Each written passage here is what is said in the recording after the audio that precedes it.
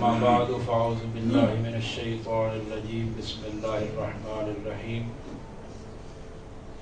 وإذا سألك عبادي عني فإني قريب أجيب دعوة الداع إذا دعان فليستجيبوا لي وليؤمنوا بي لعلهم يرشدون۔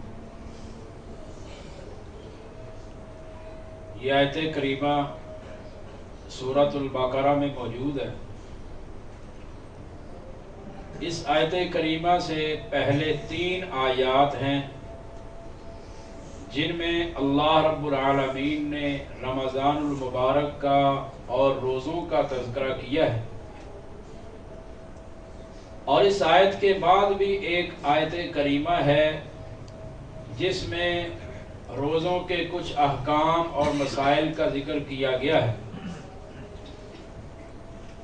پہلے بھی رمضان المبارک اور روزے کی آیات ہیں، بعد میں بھی رمضان المبارک اور روزے کی آیت ہے، درمیان میں اللہ رب العالمین نے دعا کا ذکر کیا ہے، جس کا مطلب یہ ہے کہ رمضان المبارک کے ساتھ دعا کا بڑا گہرا تعلق ہے۔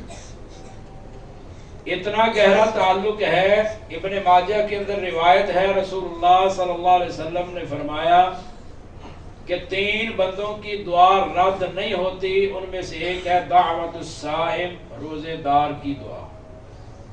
روزے دار کی دعا اللہ رب العالمین رد نہیں کرتا، چاہے وہ روزے کی حالت میں ہو، چاہے وہ روزہ افطار کرتے وقت ہو، جو روزے دار ہے اس کی دعا قبول ہوتی ہے، رد نہیں ہوتی۔ آج بدھ کا دن ہے، قبولیت کا دن ہے۔ سیدنا جابر بن عبداللہ رضی اللہ تعالیٰ عنہ بیان کرتے ہیں، امام بخاری رحمہ اللہ کی کتاب ہے الادب المفرد، اس میں یہ حدیث موجود ہے کہ اللہ کے رسول صلی اللہ علیہ وسلم سوموار کے دن 2 نمازوں کے دوران آپ علیہ السلام مسجد فتح کے اندر گئے۔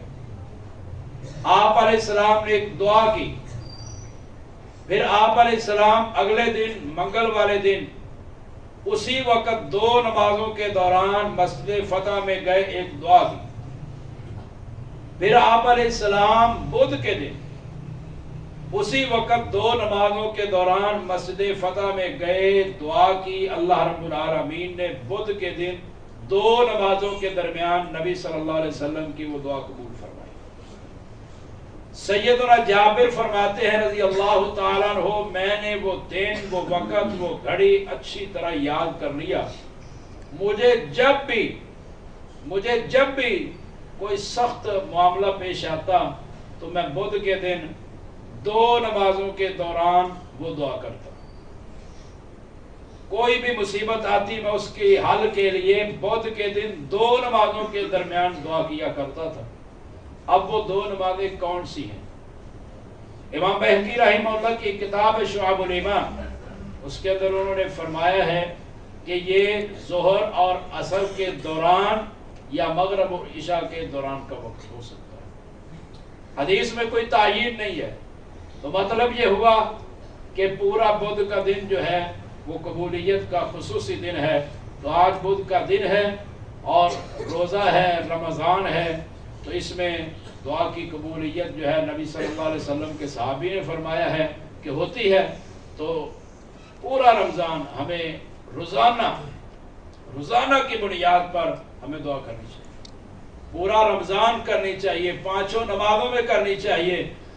اذان ہو فوراً مسجد میں آئیں، باتیں کرنے سے گریز کریں، اور نبی صلی اللہ علیہ وسلم کی دعا ہے، حدیث ہے لا یرد الدعاء بین الاذان والاقامہ، اذان اور اقامت کے درمیان دعا رد نہیں ہوتی۔ اذان اور اقامت کے دوران دعا رد نہیں ہوتی۔ کئی لوگ 1-2 منٹ اس کو بھی ضائع کرتے ہیں، وہ بھی نہیں کرنے چاہیے، یہ ہم سب کی سستی ہے۔ 1-2 منٹ بھی کئی مرتبہ ایسے ہوتے ہیں کہ جو انسان کی زندگی کو بدل دیتے ہیں۔ اللہ تعالیٰ سے دعا ہے کہ اللہ تعالیٰ ہمیں اپنے سے ہی مانگنے کی توفیق عطا فرمائے۔ سبحان ربک رب العزت عما یصفون وسلام علی المرسلین والحمد للہ۔